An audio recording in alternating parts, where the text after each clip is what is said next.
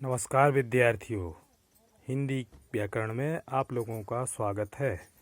आज हम आप लोगों को पढ़ाने वाले हैं समास। लेकिन टॉपिक के पहले मैं आप लोगों को बताना चाहता हूँ कि यह ज़रूरी नहीं कि आपने क्या सीखा, ज़रूरी यह होता है कि आपने किस तरीके से सीखा। सीखने की कौन से तरीके से सीखा, क्या सीखा, ये ज़रूरी नहीं है, क्योंकि ज्ञान अथाह है। आइए हम सबसे पहले समास देखें। समास के भेद ये तो आप लोगों को पता होगा। अव्ययीभाव, तत्पुरुष समास, कर्मधारय समास, दिग्गु समास, द्वंद्व समास। समास के भेद कितने होते हैं? 6। अब यह जरूरी नहीं कि अव्ययी सीखो, तत्पुरुष सीखो, कर्मधारय सीखो। जो समास सबसे पहले आप लोगों को समझ में आ रहा है उसको सबसे पहले देखो। जैसे सबसे पहले आप लोगों को समझ में आ रहा माता पिता, दुख सुख, भाई बहन, चाचा चाची। इसमें देखो इसकी पहचान क्या है? इसमें योजक चिन्ह लगा रहता है। दुख सुख, तो यह द्वंद्व समास है। यह क्या है? द्वंद्व समास। इसमें दोनों पद प्रधान होते हैं, माता भी प्रधान है और पिता भी प्रधान है।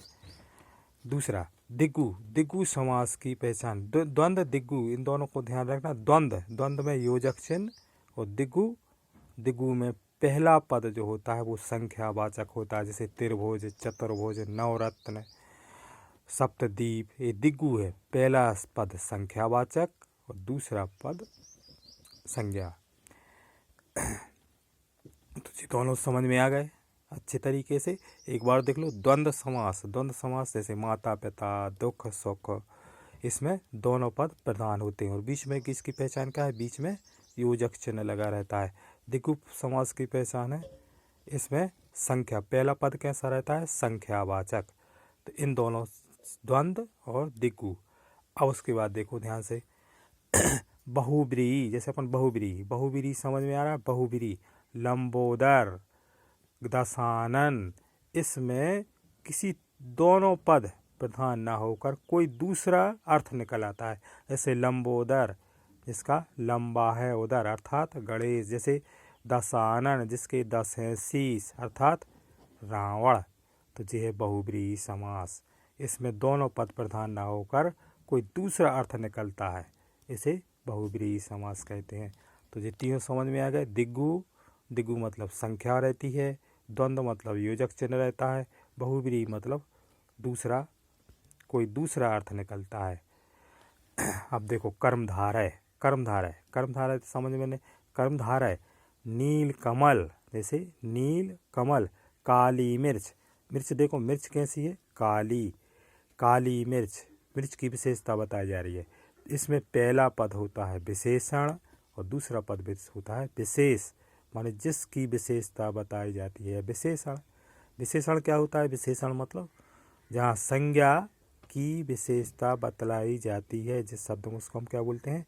विशेषण। जैसे नील कमल कैसा है? नीला। तो ये कर्मधारय समास है, जहाँ पर विशेषता बताई जाए। ध्यान रखना, इसमें किसी संज्ञा की विशेषता बताई जाती है, उसको क्या बोलते हैं? कर्मधारय समास। अब उसके बाद तत्पुरुष समास। जैसे उदाहरण के द्वारा समझो इसको। राजपुत्र, राजा का पुत्र। राजपुत्र मतलब राजा का पुत्र। जन्मजात, जन्म से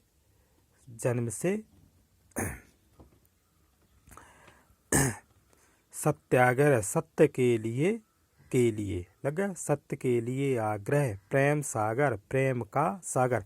इसमें कारक विलोप रहता है, याद रखना, इसमें कारक विलोप रहता है। जन्मदाता, जन्म को देने वाला। का, को, के द्वारा इसमें जो विलोप हो जाता है उसको क्या बोलते हैं? तत्पुरुष समास।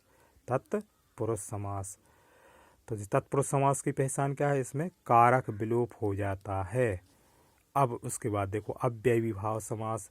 इसमें आगे अव्ययी लगा है। प्रति वर्ष में प्रति लग गया, प्रति वर्ष। अव्ययी भाव मतलब इसमें पहला पद में क्या लगा रहता है? अव्ययी।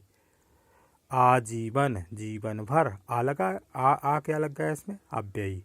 तो इसकी परिभाषा, इसमें पहला पद अव्ययी रहता है, इसमें तत्पुरुष में कारक विलोप हो जाता है, बीच में का के सा।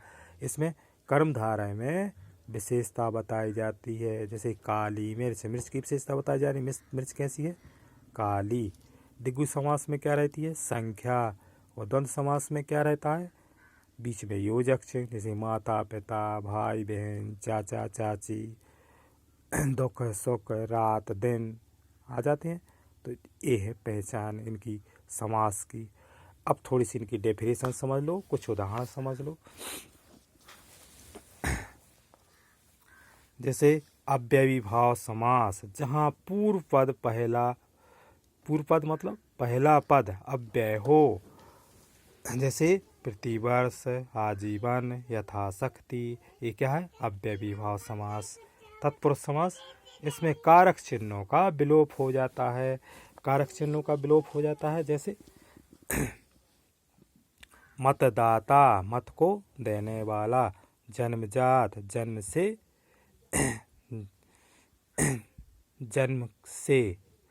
सत्याग्रह, सत्य के लिए आग्रह, धनहीन, धन से हीन, से लग गया, प्रेम सागर, प्रेम का सागर, घुड़सवार, घोड़े पर सवार।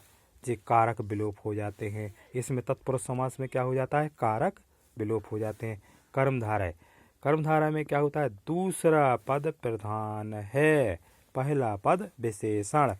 जहाँ दूसरे विशेषण, जैसे चंद्रमुख, चंद्रमा के समान मुख, परमात्मा, परमात्मा, कमल नयन, नयन, कमल नयन, नयन कैसे, कमल के, चरण कमल, यहाँ पे विशेषता बताई जाती है। करने से अभी ये बताया था हमने इसमें।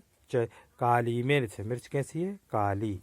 द्विगु समास, इसमें पहला पद संख्यावाचक होता है और दूसरा पद संज्ञा होती है, जैसे पंचवटी, तेरे भोज, तेरे शूल, इसमें संख्या दिखाई जा रही ना। तो ये क्या है, द्वंद्व समास। बहुब्रीहि समास, इसमें अन्य पद प्रधान हो, जिसमें अन्य पद प्रधान हो, जैसे दशानन, पीताम्बर, दशानन मतलब रावण, जिसके कोई दूसरा अर्थ निकलता है। गिरधर, गिरि को धारण करने वाले अथवा श्री कृष्ण। तो ये है बहुब्रीहि समास। एक बार और समझ लो इनको। समास, द्वंद्व, द्वंद्व, माता पिता, माता पिता, माता और पिता, इसमें योजक चिन्ह लग जाता है। दोनों पद प्रधान होते हैं। दिगु, नवरत्न, इसमें पहला पद कैसा होता है, संख्यावाचक, संख्यावाचक, संख्या याद रखना, संख्या। त्रिभुज, चतुर्भुज, नवरत्न, सप्तदीप, इसमें पहला पद संख्यावाचक होता है। इन दोनों को ध्यान रखना। दिग्गु, द्वंद्व, दिग्गु और द्वंद्व। दिग्गु खुद स्वयं में एक समास है। दिग्गु मतलब दो गायों का समूह, इसकी पहचान है। दिग्गु खुद दो, दिग्गु मतलब दो गायों का समूह। कर्मधारय, कर्मधारय मतलब जैसे काली मिर्च। तत्पुरुष समास, तत्पुरुष समास में क्या हो जाता है, कारक विलोप हो जाते हैं। का, से, के द्वारा, जैसे राजपुत्र, राजा का पुत्र। मतदाता, मत को देने वाला, यह तत्पुरुष समास। अव्ययी में पहला पद अव्यय होता है, पहला पद अव्यय होता है। प्रतिवर्ष, आजीवन, यथाशक्ति, ये क्या है, अव्ययीभाव समास। हमें उम्मीद है इस तरीके से आप लोग समझोगे तो दिमाग में इसी तरह से सेव हो जाएंगे। वीडियो देखने के लिए धन्यवाद।